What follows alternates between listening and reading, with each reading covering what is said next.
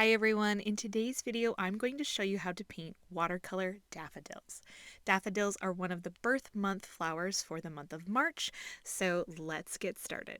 I am using my limited palette of colors that has cad yellow, quin magenta, cerulean, indigo, and sap green, and I will also be using a size 10 round brush for most of this painting, and I am using Arches 140 pound cold press watercolor paper.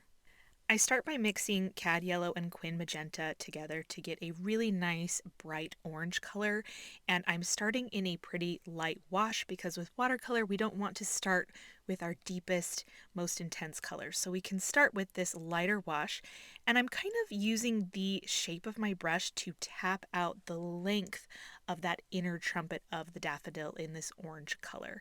I like keeping it really loose and having the edge really rough so it creates that frill at the end of the trumpet. Before the trumpet dries, I am going to clean my brush and dip straight into the quin magenta and tap that into the bottom of the trumpet and a couple of areas along the frill just to get some nice blended wet into wet detail.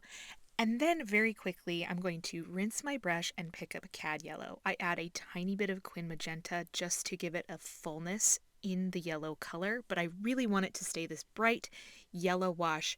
I need it to be watery enough that when I tap it into the trumpet, it bleeds and blends a little bit, but I need it also to be thick enough and pigmented enough that it stays nice and vibrant and bold in color.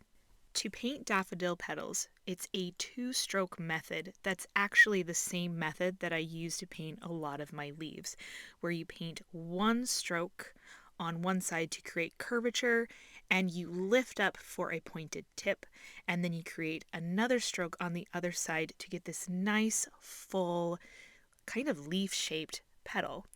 You want to make sure that it is tapped into the trumpet so that we get a nice blend of oranges into the yellow, but if it hasn't blended in enough, you can always go back in with some of your lighter orange and tap in some more of that orange color before the flower petals have dried. But now we can let that flower completely dry before we add the details, and we'll paint another daffodil in the meantime. Again, we are going to mix together that bright orange color using cad yellow and quin magenta, and this time the trumpet is going to be facing to the upper right, but we're going to create that long cylinder shape for the trumpet and a tiny bit of frills using the tip of our brush at the end.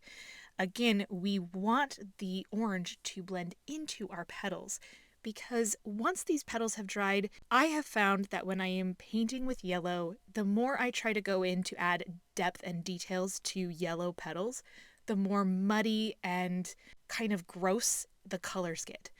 So the depth and dimension that is going to be in these daffodil petals is going to come from the oranges and this red color blending into the petals. So once we paint the trumpet, we need to immediately paint those petals so they get that really nice deep blending and have some depth within the petal without changing too much of the yellow color, and then we don't have to mess with it later on once it has dried. In this upper left one, I tapped in that more reddish color once I had painted the petals, and it kind of overwhelmed one of the flower petals, and so you can just rinse your brush, tap it, and lift some of that color out. You want a little bit of blending, but you don't want to lose your yellow color. Now we're going to paint a daffodil that is facing towards us, and so we don't see as much of the trumpet as we do just the inner circle. So we're just going to paint a really squiggly orange circle that leaves the center open, and then we are going to tap in our yellow petals to that color. Now, daffodils have 6 petals, and you can see on the other two I don't have 6 petals, and that's because with the direction that they're pointing, some of those petals are going to be hiding, or we can only see half, or they'll be a little bit smaller as you get to the side. But this flower that's facing towards us, we get the opportunity to paint all 6 beautiful flower petals really straight on and in that leafy shape. Now, before they have dried, we are going to add in some more of this orangey red color to the center that will kind of tap into those petals and create some more dimension. But in some of those flower petals, I did leave a tiny bit of white space, which really helps to create interest and dimension in these flower petals that can look really flat, especially if we're not painting any details to the petals after they have dried. Watercolor always dries lighter than you think it will, and we always need to start with the lightest wash so that we can come in and add these interesting details later. So now that we have the light wash of our trumpets, we can go in with a heavier mixture of the magenta into our yellow-orange mixture, and we can get a darker color to help define the trumpets, especially where it might have blended too much into the petals, and we can see some distinction between the trumpet and the flower petals. Now we're going to do the greenery, and I have mixed sap green with cad yellow to get a nice bright yellow-green color. We're going to start with a stem and then give that stem a leaf before we move on to the other flowers, stems, and leaves. Daffodils have really long, thick leaves that taper at a point to the end. And because we have flowers and petals in the way, we're going to have to kind of piece the leaves together to get the look that we want. But most of the time, I'm using the body of my brush to really pull down and create thickness in the leaf.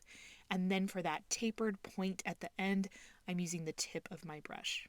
You can wait for your flowers to completely dry if you don't want any of your greenery to blend in with your flower petals, but I kind of like it. I like a little bit of the blending and the watercolor effect as everything connects together.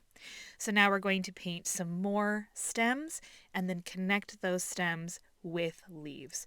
Daffodil leaves can sometimes flop over, and I will show you a really cool effect to create shadow so you get that perspective and you can create that illusion.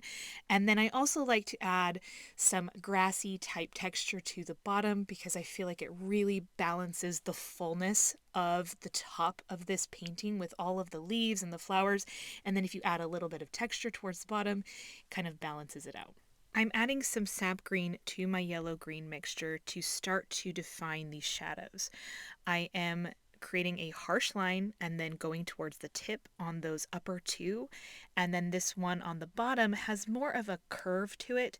So I'm creating the shadow more in the center to the bottom of the leaf, and then the middle of the leaf has the highlight. But some of the green has blended too much into that area, so I can rinse my brush, tap it, and lift out some of the color there so that it looks like it's more in highlight and the other part of the leaf is in shadow. To increase the shadow contrast, we're going to add some indigo into our green mixture until we get a really deep, cool green color. This shadow on the left side is really nicely defined. We're going to really define the one on the upper right, and then we're going to continue to really work on this leaf on the bottom. I added a little bit too much of that shadow color, so again, rinse my brush, tap it, lift that color out to maintain the highlight in the shape that I want. But now that I have the shape that I want, I'm starting to see how the leaf is turned and curved, and so I need to add just a tiny bit of shadow onto the tip to give the illusion that that leaf is kind of twisted.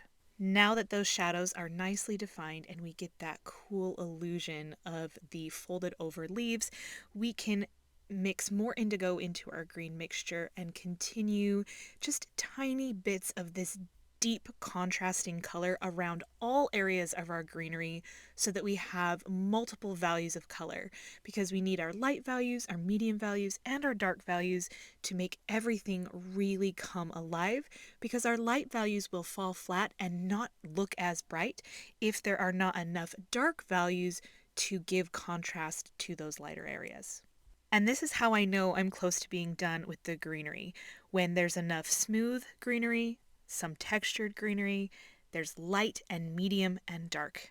And then I can move on to finishing the rest of the flowers. This open center that we have in this flower, I'm just going to tap a tiny bit of that really light yellow green and then call the center of that one done. But we need to add a few more details to the trumpet of our flower to really make this piece feel like it's finished.